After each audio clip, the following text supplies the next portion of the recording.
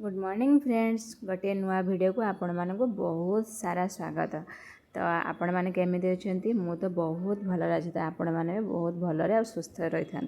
तो सकाल आज ब्रेकफास्ट थी पॉपकॉर्न सीझे पॉपकॉर्न को सीझे से लेंबू लुण लंका कटा पियाज पकईकी खाई बहुत टेस्टी भी थिला बहुत हेल्दी भी थिला। तो पॉपकॉर्न जेहेतु आनी चार्टा ताको केमती सारे कि ना तो तापरे दिन 11टा बेले आंको भौणी मानक राखीर पार्सल आसते से पोस्टर रे पठे आसिक पहुँची तीन भौणीकर 3टी राखी आंको तो ए राखी किंतु जीव सौम्यार स्कूल को कारण तो स्कूल भी सेलिब्रेशन राखी कही 2-3टा आने से राखी बहुत सुंदर भी लगुच से राखी ही जीव। तो दीपर मुझे बनई फुलकोबी आलूर कषा तो ताको बहुत सुंदर बहुत टेस्टी भी लगुला। ता सहित मुझे बनई डाली।